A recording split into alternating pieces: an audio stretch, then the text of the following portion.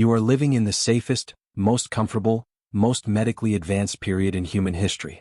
You have food in your fridge, a roof over your head, heat in winter, medicine when you are sick, and entertainment available every second of every day. And yet, over 300 million people on this planet are clinically depressed right now. Anxiety disorders are the most common mental illness on Earth. Suicide is the second leading cause of death for people under 30. Something is wrong. Not with you. With the world you were built for versus the world you are actually living in. When anthropologists study modern hunter-gatherer societies, the Hadza in Tanzania, the Juhoansi in Botswana, the Tsimane in Bolivia, they find something that should stop you cold. Clinical depression is nearly absent. Not rare. Nearly absent. These are not wealthy people. They face real hunger, real danger, real physical hardship every single day. And they are not depressed. So the question is not whether ancient humans suffered. They did. The question is why they did not suffer the way we do. The first answer is movement. The human brain was not designed to sit still.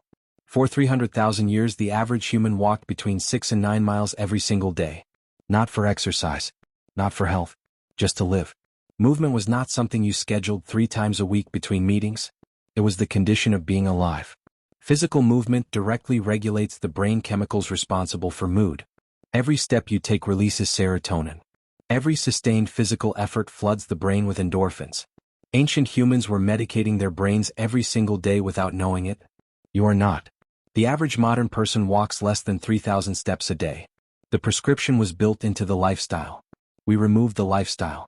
And then we wondered why we needed prescriptions. The second answer is sunlight. Ancient humans woke up with the sun and wound down with the dark. Every single day for 300,000 years the human body received direct natural light within the first hour of waking.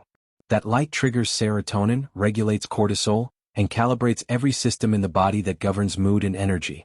Today the average person wakes up and looks at a phone screen. Blue light in the morning. Blue light at night. Artificial light that tricks the brain while confusing every hormonal signal the body depends on to feel normal. Seasonal affective disorder did not exist as a concept before indoor living. The light was always there. We just stopped going outside. The third answer is the one that makes everything else make sense. Community. Not followers. Not contacts. People who know your name, notice when you disappear, and would come looking for you. For 300,000 years the average human lived in a group of 15 to 50 people. You ate with them. You slept near them. You worked alongside them every single day. Loneliness was not possible in any sustained way. The moment you showed signs of withdrawal the group noticed. Someone came to sit with you. Someone made you eat. Someone told a joke. Psychological distress could not fester in private the way it does today. Psychologist John Cacioppo spent decades studying the neuroscience of loneliness. His findings were unambiguous. Chronic loneliness is as damaging to physical health as smoking 15 cigarettes a day. It elevates cortisol, disrupts sleep, suppresses the immune system, and rewires the brain toward threat detection and away from trust. We are the loneliest species that has ever existed. And we built the cage ourselves. The fourth answer is purpose. Ancient humans woke up every morning with an immediate, tangible, undeniable reason to exist. Find food. Keep the children safe. Maintain the shelter. Contribute to the group. The purpose was not abstract. It was immediate and physical and real. Modern purpose has been abstracted into something almost unrecognizable.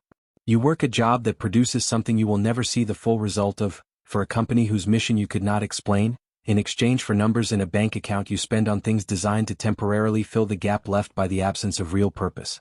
Viktor Frankl said it clearly. The most damaging thing you can do to a human being is give them a life with no reason for it. Ancient humans never had that problem. The fifth answer is the one nobody wants to hear. Screens. Not because they are evil, but because of what they replaced. Every hour you spend on a screen is an hour you are not moving, not in sunlight, not in physical contact with other humans, not engaged in work that produces a visible, tangible result. The average person now spends over 7 hours a day looking at screens. For someone already low on movement, sunlight, community, and purpose, 7 hours of algorithmically engineered content designed to maximize emotional response and minimize satisfaction is not neutral. It is gasoline on a fire that was already burning. So here is what changed. Ancient humans were not happy because life was easy. Life was hard. Genuinely, physically, dangerously hard. They were psychologically resilient because every single thing the human brain needs to regulate itself, movement, sunlight, community, purpose, physical engagement with the real world, was built into the structure of daily life. You cannot remove all of those things and replace them with a sofa, a screen, and a salary, and then wonder why the brain is breaking.